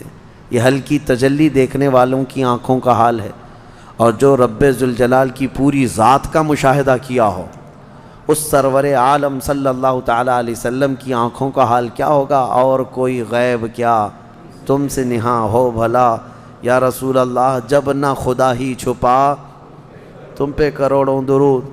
اسی لیے فرمایا اعلیٰ حضرت نے جس طرف اٹھ گئی دم میں دم آ گیا، اس نگاہ عنایت پہ لاکھوں سلام۔ ہاں بس یہ ہے کہ نبی پاک صلی اللہ تعالیٰ علیہ وسلم کو بلایا گیا تھا، اس لیے نہ غشی آئی نہ بے ہوشی آئی، نہ اللہ کریم کی بارگاہ میں قرآن میں یہ فرمایا اللہ نے ما زاغ البصر وما طغى، آپ کی آنکھیں نہ جھپکیں نہ بہکیں، ادھر ادھر نہیں ہوئیں، اپنے رب کے جلووں کا مشاہدہ کرتی رہیں۔ کیوں؟ اس لیے کہ جن کو خود رب تبارک و تعالیٰ بلایا ہو۔ یہاں سے اور ایک نقطہ میں بتاتا ہوں، کوئی خود سے اگر کوئی چیز حاصل کرنا چاہے تو بالکل ممکن نہیں، لیکن رب کسی کو دینا چاہے تو یہی تو اہل سنت و جماعت کا عقیدہ ہے۔ علم غیب جو حضور صلی اللہ علیہ وسلم کے لیے ہم مانتے ہیں، یہ لوگ کہتے ہیں یہ سنی بریلوی سب شرک کر جاتے ہیں، رسول کے لیے بھی غیب کی خبر، غیب کا علم مانتے ہیں کہ اللہ عالم الغیب والشہادہ ہے، رسول کیسے عالم الغیب ہو گئے؟ میاں یہی تو سمجھنے کی بات ہے کہ ہم یہ نہیں کہتے کہ رسول بھی اللہ کی طرح علم غیب رکھتے ہیں، نہیں، ہم یہ کہتے ہیں اللہ جسے چاہے جتنا عطا فرمائے، اور اس نے اپنے رسول کو بے حساب عطا کیا، یہ قرآن میں ہے، تو تمہارا اور میرا جھگڑا کس بات کا؟ اللہ کی عطا پر ہے، اللہ کی عطا پر جھگڑا کرو گے؟ تمہیں یہ ماننا ہوگا۔ ہاں اگر کوئی یہ کہتا ہے کہ نہیں رسول کا خود کا ذاتی علم ہے تو اس کو کہو کہ گمراہ ہو گیا یہ شخص، ہم اس کو نہیں مانتے۔ رسول پاک صلی اللہ علیہ وسلم کو ہو یا دنیا میں کسی بھی شخص کے بارے میں تم اگر یہ مانتے ہو کہ اس کی خود کی حاصل کی بھی طاقت ہے، ہم اس شخص کو کہتے ہیں کہ یہ شرک کی طرف جا رہا ہے۔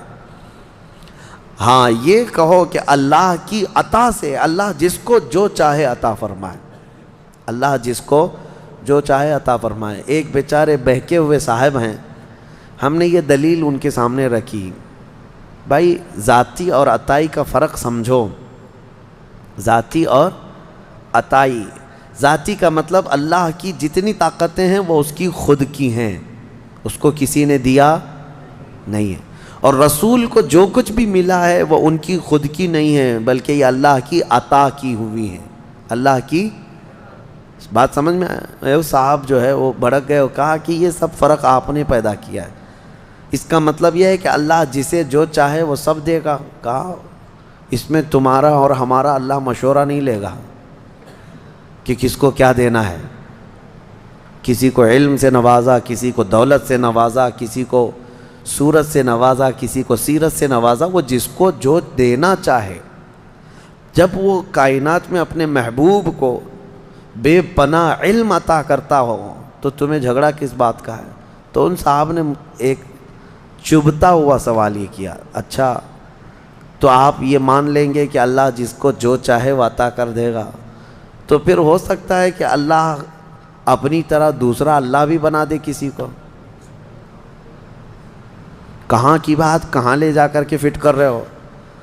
ہم نے پوچھا کہ اپنی طرح اللہ بنانے کا مطلب کیا ہے آپ کا؟ اپنی طرح ایک خدا، اور یہ ایتھسٹ لوگوں کا سوال ہے جو ملحد ہیں۔ ہم نے ان سے کہا کہ ٹھیک ہے، آپ کہنا کیا چاہتے ہیں؟ یعنی اللہ دوسرا خدا بنا سکتا ہے؟ یعنی دوسرا خدا؟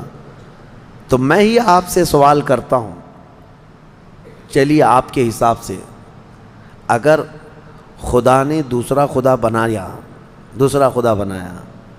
تو مجھے یہ بتاؤ، یہ دوسرے نمبر والا خدا، اس کے بارے میں عقیدہ کیا ہونا چاہیے؟ ہمارا عقیدہ یہ ہے، ہمارا عقیدہ خدا کے بارے میں کیا ہے وہ سنو۔ دوسرا کیوں نہیں بنا سکتا اللہ؟ دوسرا اگر بنایا تو اس کے بارے میں جب بھی تم کہو گے تو یہ کہو گے یہ خدا کا، یہ پہلے والے خدا کا بنایا ہوا ہے۔ کیا کہو گے؟ دوسرا والا کیا ہوگا؟ بنایا۔ اور جو بنایا ہوا ہے اس کو کہتے ہیں مخلوق۔ جو چیز بنی ہوئی ہے اس کو کیا کہتے ہیں؟ مخلوق۔ مخلوق کبھی خالق ہو ہی نہیں سکتا۔ مخلوق ہونا ایک ایسا عیب ہے کہ وہ خالق میں نہیں آ سکتا، خدا میں نہیں ہو سکتا۔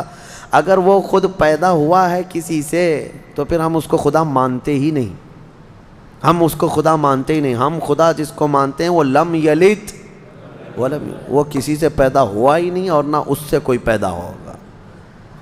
بہرحال یہ بھونڈے جو سوالات ہیں یہ شیطانی دماغ کی پیداوار ہے۔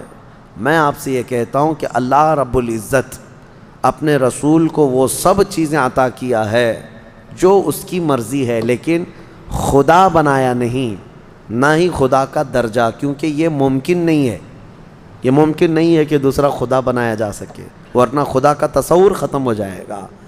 ہاں اسی لیے ہم اکثر میں یہ شعر پڑھتا ہوں، میں مانتا ہوں اے عقل والو میرا محمد خدا نہیں ہے، مگر دلوں میں یہ نقش کر لو کہ وہ خدا سے جدا نہیں ہے۔ بس اتنا ہی عقیدہ ہے۔ سورہ نجم کی تلاوت، پھر اس کے بعد سورہ قمر کی ہم نے تلاوت کی ہے۔ سورہ قمر میں اللہ تعالیٰ نے حضرت نوح علیہ السلام کی قوم پر جو عذاب آیا اس کا ذکر فرمایا۔ طوفان نوح جو آیا تھا، فدعا ربہ انی مغلوب فانتصر۔ حضرت نوح علیہ السلام یہ وہ نبی ہیں جن کو اللہ نے 950 سال کی عمر عطا کی۔ کتنے؟ 950 سال، اور وہ تبلیغ کرتے رہے 950 سال کوئی چیز ہے؟ آپ اندازہ کر سکتے ہیں۔ اور 950 سال تبلیغ کرنے کے بعد ان کی تبلیغ سے صرف 80 لوگ ایمان لائے تھے۔ ان کی بیوی بھی کافرہ تھی، ان کا بیٹا کافر تھا، وہ ایمان نہیں لائے۔ مایوس ہونے کی ضرورت نہیں میرے عزیزو، یہاں جمعہ 8 دن ہوتے ہیں دعوت دیتے ہوئے لوگوں کو، اور پھر تھک جاتے ہیں، ہماری تو کوئی سنتا ہی نہیں ہے۔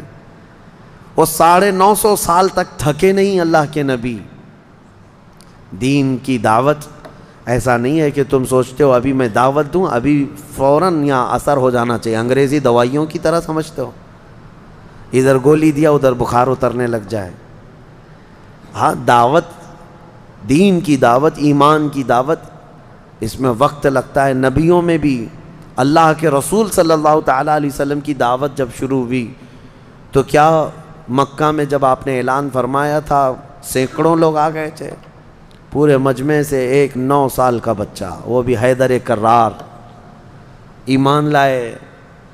عورتوں میں حضرت خدیجہ آئیں، دھیرے دھیرے دھیرے دعوت بڑھتی گئی ہے، دین کی باتیں آپ دوسروں تک پہنچائیں، اچھائی کا حکم دیتے رہیں، اور مایوس نہ ہوں کہ میری کوئی سنتا نہیں، وہ اللہ کی مرضی ہے، جب چاہے ان کے دلوں میں بات ڈال دے گا، تم اپنے کام جاری رکھو۔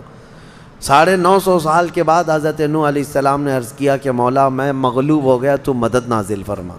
تو اللہ تعالیٰ نے فرمایا ٹھیک ہے نوح، تم ایک کشتی بناؤ، کشتی بناؤ، ہم دنیا میں پانی بھیجنے والے ہیں۔ یہ اللہ کے نبی کو معلوم تھا۔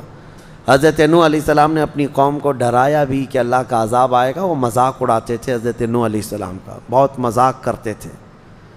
کبھی کبھار تو ایسا تھا کہ حضرت نوح علیہ السلام کو مارتے تھے، پورا دن آپ بے ہوش ہو جاتے تھے، اور ان کے مارنے میں مدد ان کی بیوی کرتی تھی، کافروں کو حضرت نوح علیہ السلام کی خبر دیتی تھی، مدد کرتی تھی۔ بہرحال حضرت نوح علیہ السلام نے کشتی بنانا شروع کیا۔ وہ اتنی بڑی کشتی تھی لکڑی کی، جس کو عام طور پر ڈھکیل کے بھی لے جایا نہیں جا سکتا تھا، وہاں کوئی آس پاس سمندر اور ندی بھی نہیں۔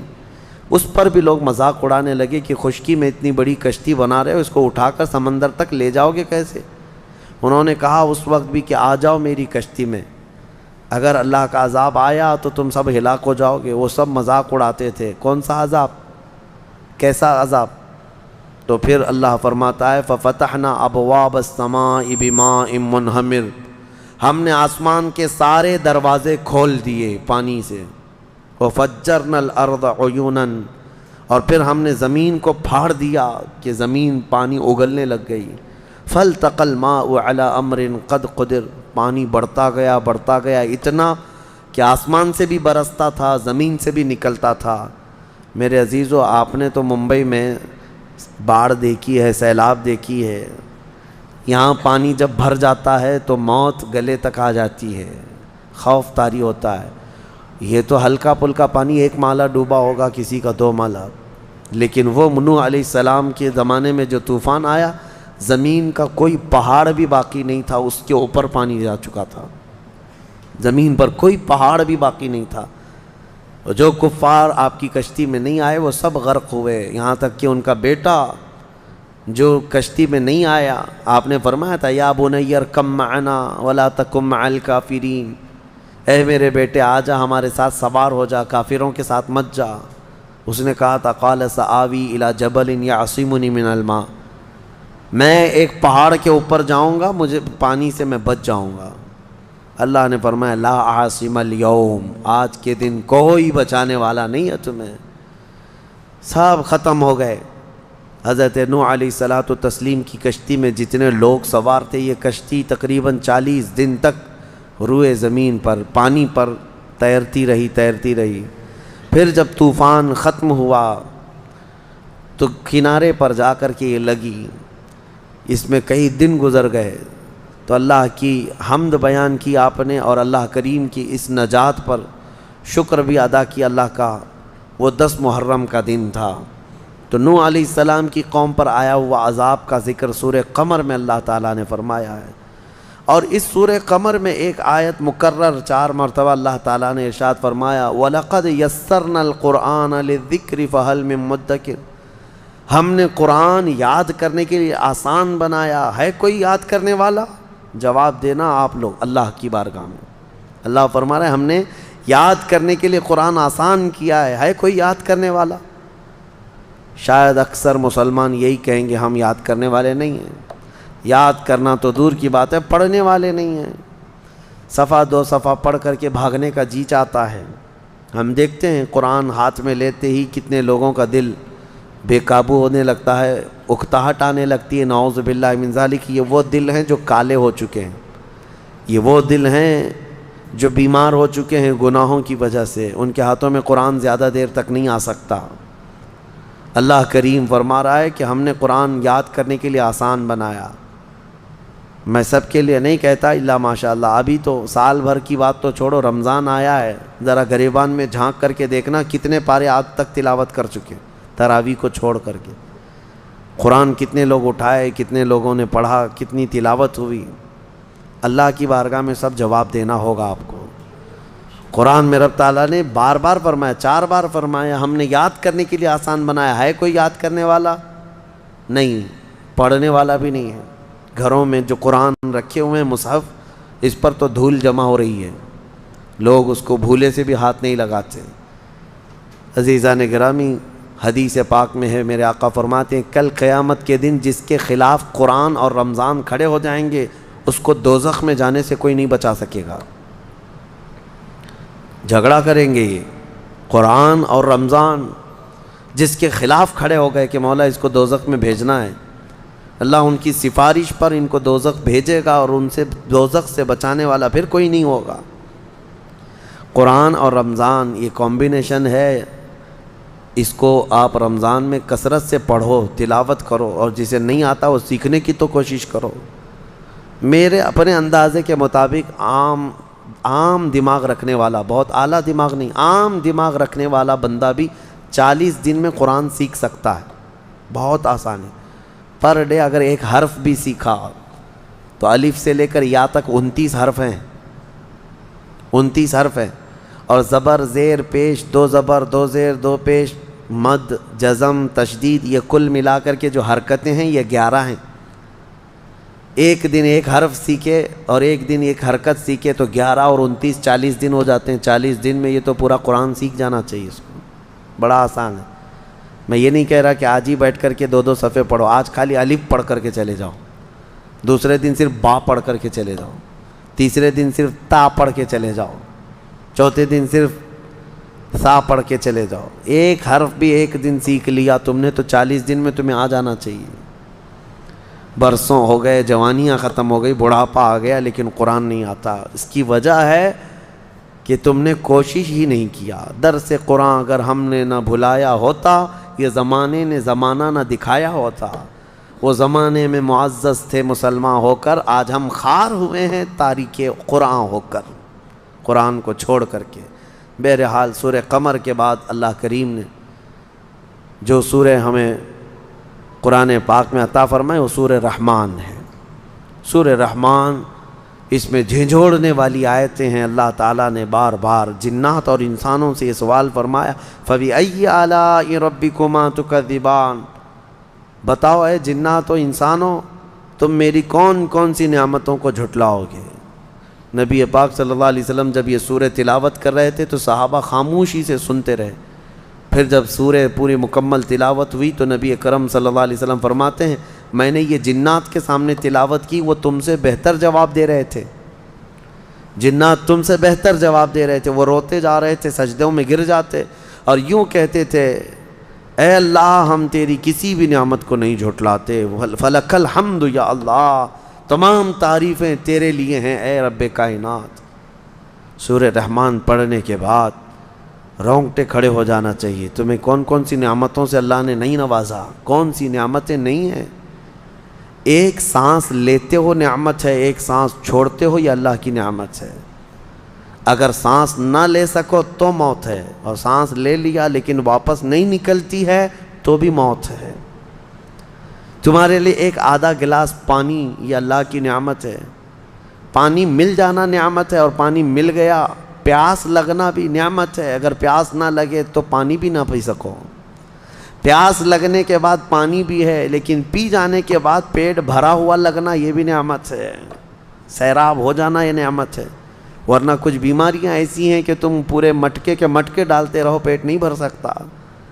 بھوک لگنا نعمت ہے، کھانا ملنا نعمت ہے، اور کھانے کے بعد پیٹ شکم سیر ہو جانا یہ بھی نعمت ہے۔ پیٹ بھرا ہوا محسوس ہونا یہ بھی نعمت ہے، ورنہ ہیضے کی بیماری ایسی ہے کہ ایک آدمی 10 مرغیاں بھی کھا لے زبان سے اس کی بھوک ختم نہیں ہوتی۔ بیماری ہے یہ دنیا میں۔ اللہ نے یہ سب نعمتوں سے تمہیں نوازا ہے۔ بھوک بھی لگتی ہے، کھانا بھی ملتا ہے، اور پیٹ بھی بھرا ہوا ہوتا ہے، اور پیٹ بھر جانے کے بعد غلاظت کا نکل کر کے جانا یہ بھی نعمت ہے۔ فضلہ نکل کر کے چلا جائے یہ بھی نعمت ہے۔ اگر نہیں نکلتا پیشاب پاخانہ جسم میں زہر بن جاتا ہے، 3 دن سے زیادہ تم اپنے پیٹ میں یہ چیزیں روک نہیں سکو گے۔ اس کے بعد ہوگا یہ کہ پیشاب نہیں ہو رہا ہے، پخانہ نہیں ہو رہا ہے، تو جاؤ ڈائلیسس مشین میں، اس لیے کہ پیشاب کا پانی پورے جسم میں خون کے ساتھ مل کر کے تمہارا کریٹینن بڑھا دے گا، اور اسی کو تو ڈاکٹر لوگ ابھی پیسے چھیلتے ہیں کہ گلے میں یہاں پر مشین ڈال کر کے پورا خون نکالتے ہیں، مشین میں 4 گھنٹے تک فلٹر کرتے ہیں، پانی الگ کرتے ہیں، پھر خون الگ کر کے واپس جسم میں ڈالتے ہیں۔ اور ایسا شخص جس کا پانی نہیں نکلتا، ہر 2 دن پہ اس کو ڈائلیسس کرانا پڑتا ہے کہ پانی نکالنا ہے، اور پھر پانی کتنا لمیٹڈ پینا ہے، 2 دن کے اندر آدھا لیٹر پانی پینا ہے، بس اس سے زیادہ پانی نہیں پی سکتا۔ ڈاکٹر سختی سے منع کرتے ہیں۔ سوچو کون کون سی نعمتوں کو جھٹلاؤ گے اللہ کی۔ تم آج بھر بھر گلاس پانی پیتے ہو، پیشاب بھی برابر نکلتا ہے، اپنی حاجت بھی پوری برابر ہو جاتی ہے۔ جس دن یہ رک گیا تو تمہارے جسم میں زہر بن جائے گا، زہر بن جائے گا، کوئی نکال نہیں سکے گا تمہیں۔ اسی لیے حاتم اعصم رحمۃ اللہ تعالیٰ علیہ نے خلیفہ وقت ہارون رشید سے پوچھا کہ اگر تمہیں کہیں پانی نہیں مل رہا ہو، ایک آدھا گلاس پانی کوئی دینا چاہتا ہے تو تم کتنی قیمت میں خریدو گے؟ انہوں نے کہا میں اپنی آدھی سلطنت دے دوں گا اگر جان بچانے کے لیے پانی خریدنا پڑے، جان ہے اصل۔ کہا اچھا پانی تو پی لیا لیکن نکلتا نہیں، لیکن کوئی نکالنے والا حکیم مل جائے تو اس کو کیا قیمت میں دے کر کے تم پانی نکلواؤ گے؟ کہا اپنی باقی آدھی سلطنت دے دوں گا کہ پانی نکال دے جسم سے۔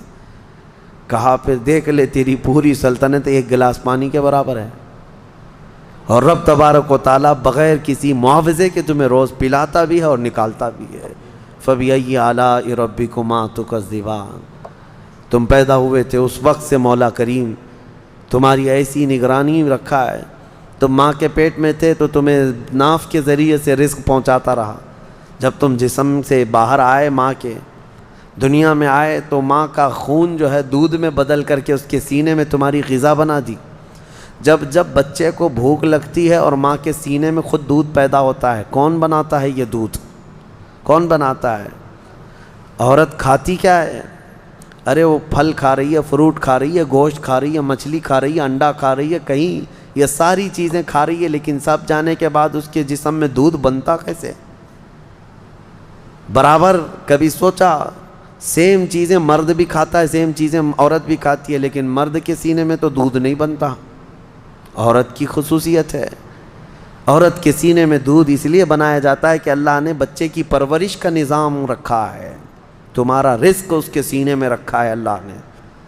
میرے عزیزو، آپ کو دیکھا، محسوس کرو آپ کہ اللہ نے پاکیزہ چیزوں سے تمہاری پرورش کی، تمہیں پیدا ہوتے ہی کچرے میں نہیں چھوڑ دیا گیا، اور جسم کے بھی کسی ایسے حصے سے تمہیں دودھ نہیں پلایا جا رہا ہے جس کو ہلکا سمجھا جائے۔ سینہ ایک معزز چیز ہے انسان کے جسم میں، عظمت والی چیز ہے سینہ، اور ماں کا سینہ تمہارے لیے غذا کا ذریعہ بنایا گیا، غذا کا ذریعہ بنایا گیا۔ دیکھو آپ کوئی بھی مقدس چیز آپ اٹھاتے ہیں نا، قرآن اٹھاؤ، کوئی بھی مقدس چیز یہاں دنیا میں ہے تو اٹھا کر کے آپ چوم کر کے سب سے پہلے کہاں لگاتے ہیں؟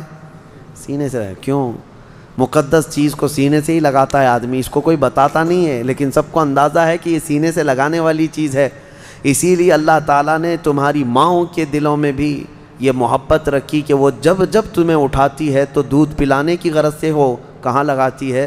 سینے سے لگا، تمہیں سینے سے لگا کر کے اللہ نے یہاں پرورش کرایا، اور اس کے بعد تم جوان ہوئے، تمہیں بولنے کی طاقت دی، تمہیں دیکھنے کی طاقت دی، تمہیں سننے کی طاقت دی۔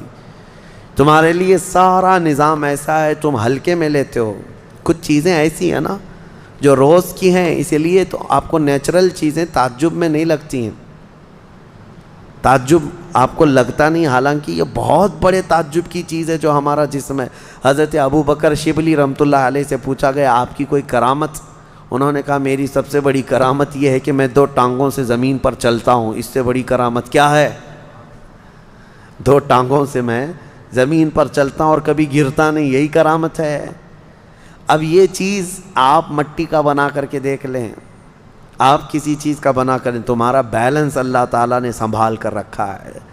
یہ روز کی چیز ہے نا، اس لیے آپ کے دماغ میں اس کو تعجب خیز نہیں لگتا، حالانکہ یہ بہت عجوبے والی چیز ہے کہ اللہ نے تمہیں سنبھال رکھا۔ وہی بچہ دیکھو، بچہ بھی تو 2 پیر اور 2 ہاتھ والا ہے، لیکن وہ کھڑا نہیں ہو پاتا، اس کے کھڑے ہونے کی ایک عمر ہوتی ہے۔ تم کھڑے ہو جاتے ہو، بچہ نہیں کھڑا ہوتا، اس کی بھی سیم چیزیں ہیں۔ کون ہے جو تمہیں کھڑے ہونے کی یہ طاقت دیتا ہے؟ اور پھر جب تم کھڑے ہوتے ہو تو کبھی ادھر اور ادھر نہیں ہوتے، ٹیڑھے میڑھے نہیں ہوتے، سیدھے کھڑے ہو جاتے ہو۔ یہ تمہارا بیلنس کون برقرار رکھتا ہے؟ تمہارے دونوں کانوں کے بیچ میں ایک ہلکا پارا رکھا گیا ہے جو تمہارا بیلنس برابر رکھتا ہے۔ ایک بہت چھوٹا سا قطرہ ہے، ایک چھوٹا پارے کی طرح ایک چھوٹا سا قطرہ ہے لیکوڈ جو دونوں کانوں کے بیچ میں۔ میرے عزیزو، کار چلانے والوں کو پتہ ہے ویل الائنمنٹ کیا ہوتا ہے۔ اگر ٹائر تھوڑا سا ادھر ادھر ہونے لگ جائے تو گاڑی کبھی ادھر جاتی ہے کبھی ادھر جاتی ہے، جبکہ اس کے 4 ٹائر ہیں پھر بھی الائنمنٹ کرنا پڑتا ہے۔ تمہارے صرف 2 پیر ہیں لیکن کبھی الائنمنٹ کے لیے گئے نہیں کسی مشین میں، کسی گیرج میں گئے کہ میرے پیر ٹھیک کر دو؟ یہ قدرت خداوندی ہے جو تمہارے جسم کو سلامت رکھا ہے۔ میرے عزیزوں، میں گناؤں تو نعمتیں بے شمار ہیں۔ بات مختصر سی یہی ہے کہ نعمتیں بہت ساری ہیں۔ شیخ سعدی کی وہ بات مجھے یاد آتی ہے، آپ نے فرمایا اس رب ذوالجلال نے ماں باپ دیا، یہ نعمت اولاد دیا، یہ نعمت بھائی بہن دیا، یہ نعمت مال دیا، یہ نعمت جسم صحیح سلامت دیا، یہ نعمت دنیا دیا، یہ نعمت بہت کچھ ہے، نعمت نعمت نعمت۔ لیکن شیخ سعدی فرماتے ہیں اگر بندہ شمار کرنے پر بیٹھ جائے اور شکر کرنے پر بیٹھ جائے تو میں اس کو مشورہ دیتا ہوں کہ ایک سانس لیا نعمت ہے، سانس چھوڑا نعمت ہے۔ پہلے وہ اپنی سانسوں کا شکر ادا کرے، بعد میں باقی چیزوں کی نعمت کا شکر۔ تو اگر بندہ شکر کرنے پر بیٹھ بھی جائے تو صرف سانسوں کی شکر میں اس کی زندگی ختم ہو جائے گی۔ سانس لیا الحمدللہ کہے، سانس چھوڑا الحمدللہ کہے، باقی نعمتوں کا شکر کب ادا کرے گا؟ اسی لیے رب تعالیٰ فرماتا ہے فَبِأَيِّ آلَاءِ رَبِّكُمَا تُكَذِّبَانِ۔ خلاصہ کلام یہ ہے کہ تم سب کے جواب میں یہ کہو کہ مولا نہ میں تیری کل نعمتوں کو شمار کر سکتا ہوں، نہ میں تیری کل نعمتوں کا شکر کر سکتا ہوں۔ حاصل کلام یہ ہے رب ذوالجلال ساری بڑائی، ساری پاکی اور ساری حمد صرف تیری ذات کو زیبا ہے۔ لک الحمد یا اللہ، لک الشکر یا اللہ، الحمدللہ رب العالمین۔ مولا کریم زندگی میں اس کا شکر گزار بندہ بنا کر رکھے اور موت تک مولا تعالیٰ اس کے شکر کرنے والے بندوں میں ہمارا حساب فرمائے۔ وآخر دعوانا ان الحمدللہ رب